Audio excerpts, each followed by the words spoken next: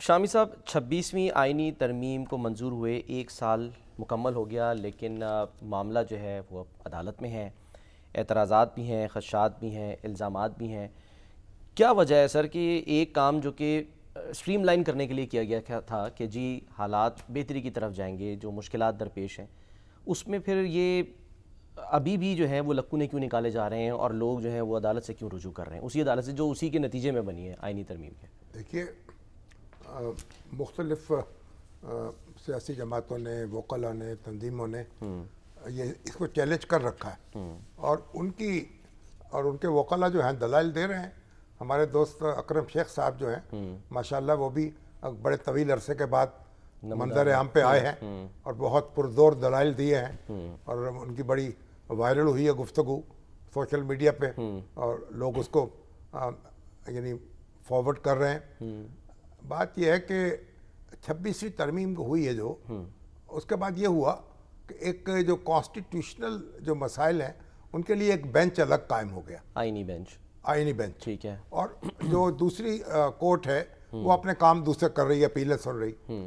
اس کے ساتھ ہی جو عدلیہ میں تقرریوں کا مسئلہ ہے اس میں پھر وہ بھی ایک فورم بنا دیا گیا، جوڈیشل جو فورم ہے، اس میں اب وزیر قانون بھی ہیں اور اٹارنی جنرل بھی ہیں، تو حکومت، تو اب یہ بھی اعتراض ہو رہا ہے کہ حکومت کے جو نمائندے ہیں ان کی تعداد زیادہ ہو گئی اور وہ ڈومینیٹ کرتے ہیں اس کو۔ تو اب یہ ساری، اب وہ یہ چیلنج کیا گیا ہے اور کہہ رہے ہیں کہ فل کورٹ جو ہے وہ اس کی سماعت کرے اور یہ درخواستیں سنے۔ اب 26ویں ترمیم کے بعد جو آئینی پوزیشن ہے وہ یہ ہے کہ یہ فیصلہ آئینی کورٹ بینچ نے کرنا ہے، لیکن وکلاء دلائل دے رہے ہیں کہ آپ فل کورٹ کے سپرد کر دیں معاملہ۔ اب پہلے تو بات حضرات یہ کہہ رہے تھے فل کورٹ میں بھیجیں، لیکن جو 26ویں ترمیم کے بعد آئے ہیں وکلاء، ججز، ان کو اس میں شامل نہ کیا جائے۔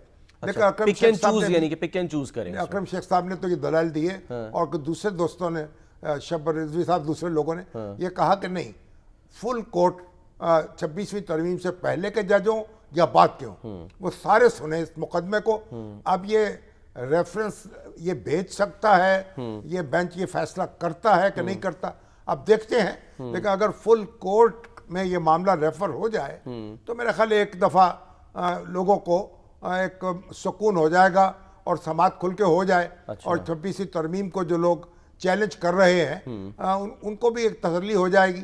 بہرحال ایک فائدہ تو اس کا ہوا ہے نا کہ جو ہر وقت حکومت ڈرتی رہتی تھی اور کوئی درخواست کبھی کچھ آ گئی کبھی کچھ آ گئی، اور چیف جسٹس صاحبان جو تھے انہوں نے وزیر اعظم کا ناطقہ بند کیا ہوتا تھا، اور وزراء کی پیشیاں ہو رہی ہیں، وزیر اعظم کو دھمکیاں مل رہی ہیں، وہ سلسلہ تو ختم ہو گیا نا۔ بالکل صحیح۔ تو یہ 26ویں ترمیم سے کو انتظامیہ کو سکون مل گیا۔ سر زیادہ تر تو یہ دیکھا گیا ہے کہ جب سے ہوئی ہے تو جو اہم فیصلے ہوئے وہ حکومت کے حق میں گئے، حکومت کے حق میں ہوں یا حکومت کے مخالف ہوں، ہم اس طرح تو گفتگو نہیں کر سکتے نا کہ حکومت کوئی ہر فیصلے کا جائزہ لے کے تو اس کے بارے میں بات ہو سکتی ہے، پھر کمنٹ کر سکتے ہیں۔ بنیادی بات یہ ہے کہ اگر آپ حکومت کو ڈیسٹیبلائز کرنا چاہیں عدلیہ کے ذریعے سے تو پھر اس میں مشکل پیدا ہو گئی ہے۔ تو پہلے تو یہ اب ہمارے سجاد علی شاہ سے کام شروع ہوا، پھر افتخار چودھری صاحب سے ہوتا ہوا، پھر پہنچا جناب ثاقب نثار صاحب تک، اور انہوں نے جینا حرام کر دیا سیاسی حکومتوں کا اور وزراء اعظم کا۔ اس کا ایک رد عمل ہوا ہے، اور پھر یہ 26ویں ترمیم جو ہے اس نے ایک آئینی بینچ بنا دیا، اور ججوں کو اور سپریم کورٹ کو اب یہ نہیں، ہمارے جو چیف جسٹس ہے یہ ان کے پاس اختیار ہی نہیں رہا کہ بینچ بنائے، اب وہ تو کمیٹی کے پاس اختیار ہے۔ پر آئینی معاملات جو ہیں آئینی بینچ پہ جاتے ہیں تو ان کے اختیارات پر ایک حد لگ گئی، اور وہ حد لگنے کے بعد حکومت نے کچھ سکون کا سانس لیا ہے۔ تو اب یہ اگر آپ یہ چاہتے ہیں، اب آپ دیکھیے اس میں بھی وکلاء دو دھڑوں میں بٹے ہوئے ہیں، ایک طرف ہمارے حامد خان صاحب کا گروپ ہے، ایک طرف ہماری آسمہ جہانگیر مرحومہ جو ہے ان کا گروپ ہے، اس میں آسن بون صاحب بھی ہیں، اعظم نذیر تارڑ صاحب بھی ہیں۔ اب وہ جو گروپ ہے آسمہ جہانگیر کا، مرحومہ کا، جو ان سے منسوب ہے، وہ جیت گیا الیکشن سپریم کورٹ بار کے. سپریم کورٹ بار کے. تو اب یہ ہے کہ وکلاء میں بھی ایک غالب اکثریت جو ہے ایسے لوگوں کی ہے جو چاہتے ہیں کہ عدالتیں جو ہیں وہ سیاسی معاملات میں مداخلت کم کر دیں. اچھا. اور ایک طرف دوسرا نقطہ نظر ہے کہ نہیں، یہ عدالتوں کو ایک اپنا احتساب کرنا چاہیے صحیح. اور انتظامیہ کو ان کے زیر نگیں ہونا چاہیے. ٹھیک ہے. تو بہرحال اب یہ کوئی نہ ابھی یہ تو بحث جاری ہے، اب اس کی یعنی اوپن ٹرائل ہو رہا ہے اور لوگ سن رہے ہیں توجہ سے اور محظوظ ہو رہے ہیں، اور اب دیکھتے ہیں کہ کیا نتیجہ نکلتا ہے اور یہ آئینی بینچ جو ہے 8 رکنی یہ کیا فیصلہ کرتا ہے. ٹھیک ہے شاہد صاحب، صرف ایک ریلیونٹ ایک میں نے کا سوال کر لوں کہ جو اعتراض یہ ہے کہ ظاہر عدالتیں آزاد ہوں، فیڈریشن کا کانسیپٹ ہو، اسلامی تشخص جو ہے وہ برقرار رہے، پارلیمانی نظام کو نہ چھیڑا جا سکے، یہ بنیادی چیزیں نا، بنیادی ڈھانچہ ہے. تو یہ بھی تاثر ہے کہ یہ بنیادی ڈھانچہ ہلا کے رکھ دیا ہے اس آئینی آپ کا خیال ہے 26ویں. نہیں تاثر ہے. ہاں یہ تاثر خیال یہ ہے کہ ہل گیا ہے. صحیح. دوسرا خیال یہ ہے کہ درست ہو گیا ہے. اچھا. مگر میں سمجھتا ہوں کہ ججوں کی جو تقرری ہے اس میں جو اس کو اس پہ نظر ثانی کرنی چاہیے اس فورم میں.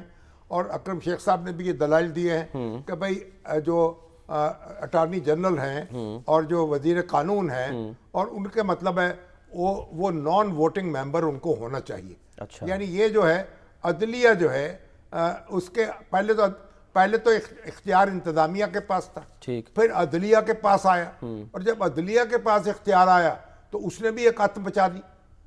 پھر دیکھیں نا توازن تو کہیں بھی برقرار نہیں غیر رکھا گیا. ضروری از خود نوٹس بھی ظاہر ہے توازن جو ہے نہ عدلیہ نے رکھا نہ انتظامیہ نے رکھا. اچھا. تو اب تو پھر دونوں کو کوئی برابر کوئی تولنا پڑے گا.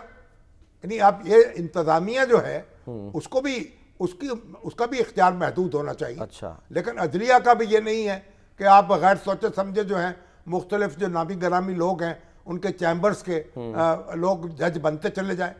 تو یہ بھی تو ایک پھر جو جج بنتا ہے اس کا کرائٹیریا بھی ہونا چاہیے، لوگوں کو معلوم بھی ہونا چاہیے. تو یہ پھر عدلیہ اور اس طرح تو دیکھیں نا پھر یہ ہوا ہمارے تو اب اسلام آباد ہائی کورٹ میں، اور یہ ثاقب نثار صاحب نے یہ بدعت شروع کی تھی کہ بینچ توڑ دیا جناب سماعت کے دوران چلتے اور اسلام آباد ہائی کورٹ میں تو کیسز میں جج بدلے جانے منصور لگے. علی شاہ صاحب اس پہ اعتراض کر تو چکے ہیں. یہ تو پھر عدلیہ کا گلا گھونٹنے کے مترادف ہے. جب آپ ایک دفعہ بینچ بن جائے کسی چیف جسٹس کو حق نہیں ہے اس میں تبدیلی کر سکے یا اس میں ترمیم کر سکے یا اضافہ کر سکے. تو یہ تو پھر عدلیہ کی آزادی جو ہے اس کا تحفظ ہونا چاہیے. عدلیہ میں جو تقرریاں ہیں ان کا طریقہ کار جو ہے اس پر بھی غور و خوض و نظر ثانی ہونی چاہیے. اچھا. لیکن عدلیہ کے ہاتھوں اگر انتظامیہ کی درگت بنتی رہے گی، احتساب ایک اور چیز ہے، نگرانی ایک اور چیز ہے، اور مرمت اور مذمت ایک دوسری چیز ہے. تو وزیر اعظم جو ہے اس کو آپ اگر بالکل ہی ایک اسکول کا بچہ سمجھ لیں تو یہ بات بھی غلط ہے. تو بھارت چیف جسٹس صاحب جو ہیں اب ان کے اختیارات محدود ہوئے ہیں تو اس سے کوئی انتظامیہ کو تو سکون آیا ہے، لیکن وکلاء کی ایک بڑی تعداد جو ہے وہ ایسی ہے جن کو سکون نہیں ہے، جو سمجھتے ہیں کہ بھئی عدلیہ میں رونق لگی رہنی چاہیے. اور کچھ ابھی ریسنٹلی کوڈ آف کنڈکٹ جو ہے سر وہ بھی اس میں بھی ترمیم ہوئی ہے تاکہ بہتری ہو. ماضی میں ہم دیکھتے تھے آپ کہہ رہے ہیں جی یہ ججوں کو تحائف نہیں لینے چاہیے. بھئی آپ اس کے چھوٹے تحائف لے سکتے ہیں، قیمت مقرر کریں نا، اماؤنٹ. ٹھیک ہے. آپ کہیں جی 20,000 سے زیادہ کا تحفہ نہیں لے سکتے، 10,000 روپے سے زیادہ کا تحفہ نہیں لے سکتے. تو قیمتیں جو ہیں وہ کچھ لگوا لی جاتی ہیں، الزامات لگتے ہیں کہ 10 لاکھ کی گھڑی 45,000 میں خرید لی. امریکہ میں وہ ہمارے پاس وہ $4 یا $5 یا $10 تک آپ تحفہ لے سکتے ہیں، اس سے زیادہ نہیں لے سکتے. ٹھیک ہے. تو جج حضرات جو ہیں وہ بڑی شادیاں ایسے کرتے ہیں، ہزاروں لوگ ان میں موجود ہوتے ہیں، بڑے بڑے تحائف ملتے ہیں. یہ سارے اب یہ تحفے کم ہو بھئی آپ اس کی مالیت مقرر کر دیں کہ آپ 10,000 سے زیادہ کا تحفہ قبول نہیں کر سکتے. اچھا. اللہ خیر صلی اللہ، یہ آپ حد لگا دیں. شادی کے موقع پر اب کیا کریں گے، آپ لاکھوں روپے دینے کی کیا توقع ہے. ٹھیک ہے. تو آپ کو نیت بھی درست کریں نا معاملے کو ٹھیک کرنے کی.